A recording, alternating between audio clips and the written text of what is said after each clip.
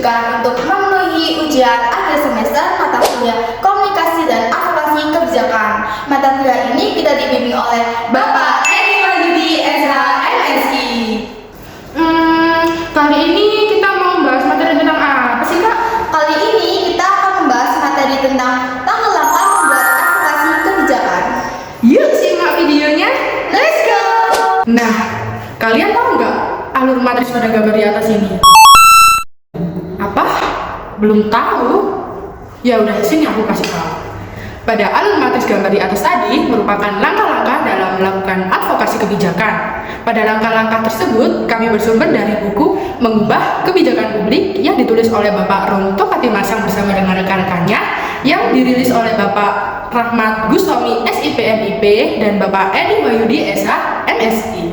Terdapat 4 langkah-langkah dalam melakukan advokasi kebijakan. Yang pertama yaitu menentukan lingkar inti, di mana lingkar inti ini berisi sekumpulan orang atau organisasi penggegas, penggerak, dan pengendali keseluruhan advokasi yang bertujuan untuk membangun jejaring penggerak yang melakukan advokasi. Dalam lingkar inti ini, sekelompok orang tersebut tidak boleh memprovokasi untuk memihak-pihak tertentu untuk bergabung bersamanya. Sifatnya itu harus netral. Contohnya seperti kelompok agama tertentu yang berkeinginan mendestruksi agama lain. Dan jika sekelompok orang atau individu bergabung menjadi lingkar inti ini, harus siap dan selalu ada ketika advokasi sedang berlangsung untuk konsolidasi anggota tim advokasinya.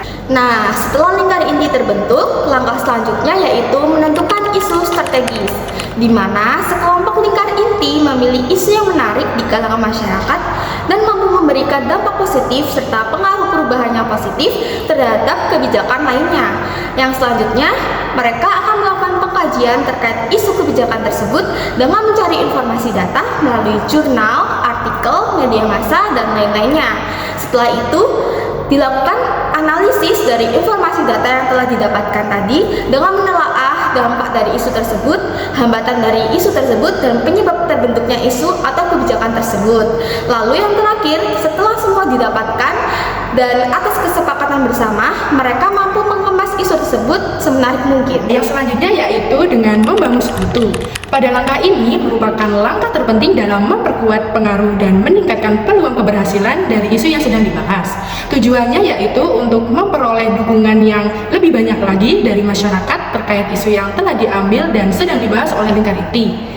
Adapun cara-cara efektif untuk membangun sekutu atau kelompok untuk mendukung kebijakan yang sedang dibahas, yaitu yang pertama dengan dilakukan identifikasi dan pemahaman terhadap stakeholder.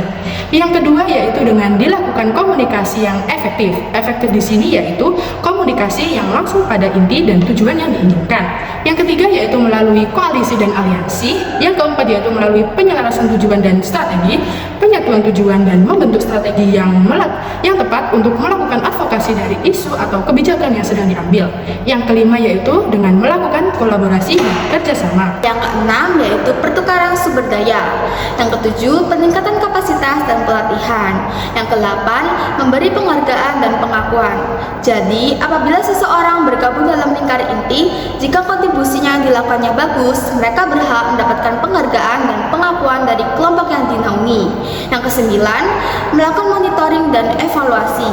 Dalam pelaksanaan nantinya, pihak inti dari lingkar inti harus tetap memonitoring mereka agar jalannya advokasi kebijakan bisa berjalan efektif dan efisien sesuai dengan tujuan yang ingin dicapai, serta melakukan evaluasi untuk melihat seberapa pengaruhnya dan bagaimana akibat atau dampak yang diperoleh dari adanya advokasi kebijakan. Nah, yang ke-10, melakukan adaptasi dan fleksibilitas. Nah, langkah yang terakhir yaitu membuat basis gerakan. Basis gerakan ini bisa dari pengorganisasian dan pendidikan politik. Dari dua cara tersebut, masyarakat dapat mengambil peran aktif dalam mendesak perubahan yang diinginkan dan memastikan suara mereka didengar oleh pembuat kebijakan dan pemangku kepentingan lainnya. Hal ini penting untuk membangun basis gerakan yang solid dan berkelanjutan dalam mencapai tujuan advokasi kebijakan. Jadi, dengan mengikuti langkah-langkah tersebut secara sistematis dan strategis, kita dapat mencapai tujuan dan perubahan dalam kebijakan publik yang diinginkan. Sekian pemaparan materi dari